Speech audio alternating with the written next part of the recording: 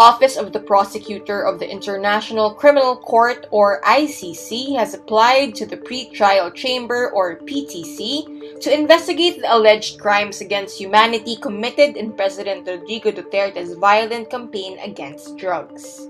It also seeks to probe into the killings in Davao City from 2011 to 2016.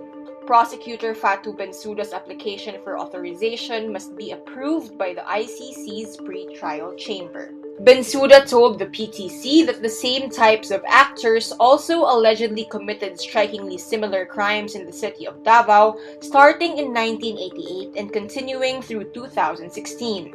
On the drug war, Bensouda said the extrajudicial killings appear to have been committed pursuant to an official state policy of the Philippine government. Bensouda adds, police and other government officials planned, ordered, and sometimes directly perpetrated extrajudicial killings.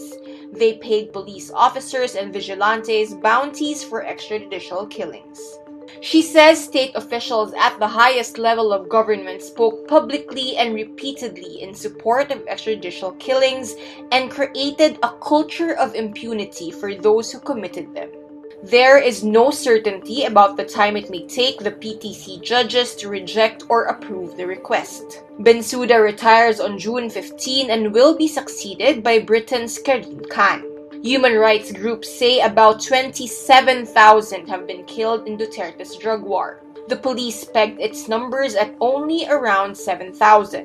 The application to open the investigation means Bensouda was able to establish jurisdiction by finding that the Philippine justice system is unable or unwilling to prosecute these killings. Jurisdiction was established despite the Department of Justice's drug war review. For arrests to be made, the ICC will rely on the cooperation of Philippine authorities or other member states where the subject of the warrant would travel to. Duterte has withdrawn the Philippines from the Rome Statute and by extension the ICC and said it will deny any ICC personnel entry into the Philippines. The ICC has said before that Duterte's unilateral withdrawal will not affect its investigation.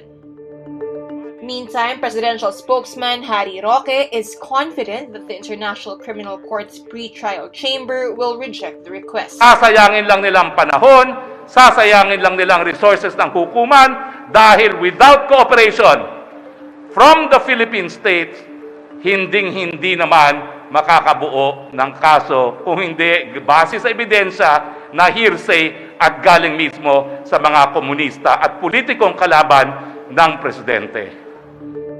In related news, former United Nations Special Rapporteur Agnes Calama says the request for authorization to investigate is a crucial step in attaining justice for victims in President Rodrigo Duterte's war on drugs. Calama, now the Secretary General of Amnesty International, emphasizes this move is important given the absolute impunity in the Philippines. Calama says this is the much-awaited step in putting an end to the murderous incitement by President Duterte.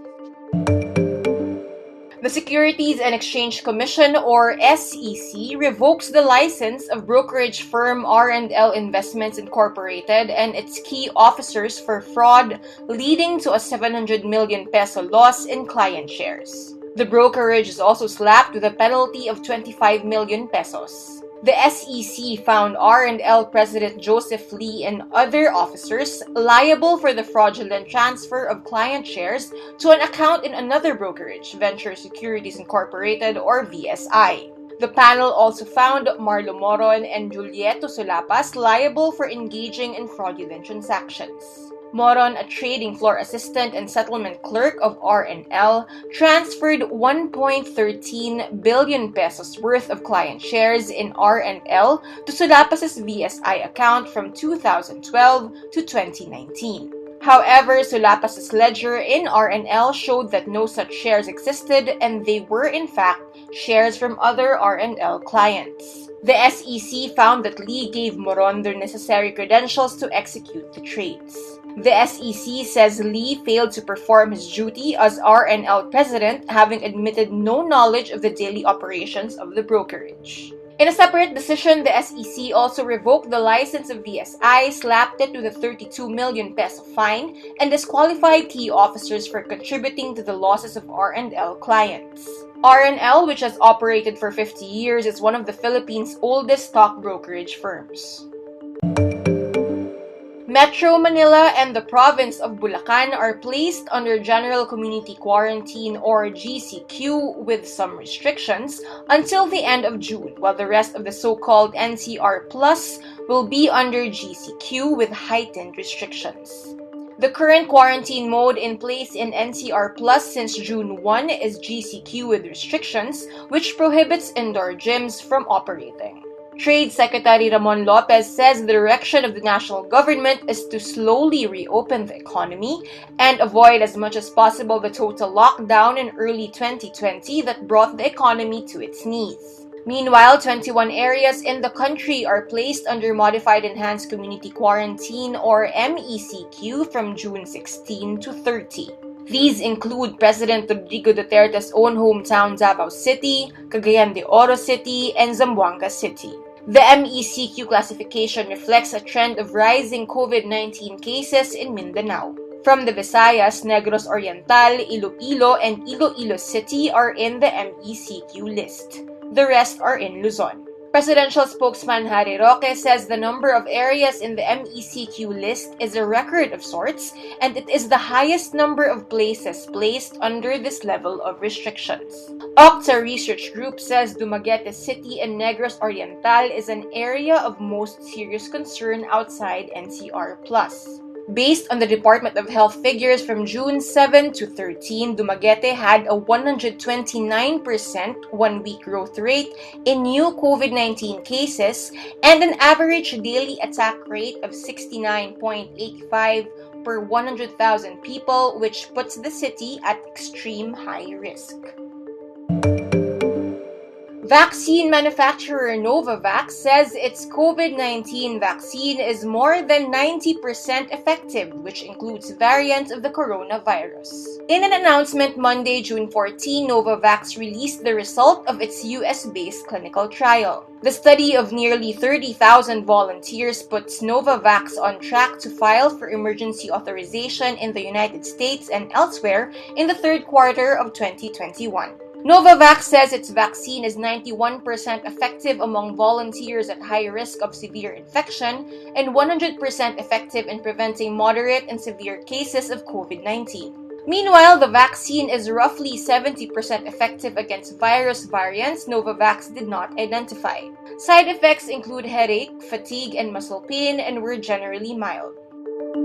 Meanwhile, Finance Secretary Sonny Dominguez says the Philippines may need around 25 billion pesos to cover the COVID-19 vaccination of children aged 12 to 15. Dominguez says the estimated amount is based on the use of the Pfizer vaccine as it is the only one so far being administered to children 12 to 15. He says this figure may change if health authorities allow the use of another vaccine for the age group. Aside from vaccinating children, Dominguez says another 60 billion pesos would roughly be needed for the purchase of one-dose booster shots for 85 million Filipinos. In other news, the Japanese government will donate AstraZeneca vaccine to the Philippines as part of its response to the coronavirus pandemic at the soonest possible time. Foreign Minister Motegi Toshimitsu says the donation is part of Japan's assistance to the Association of Southeast Asian Nations and is outside of doses coming from the COVAX facility.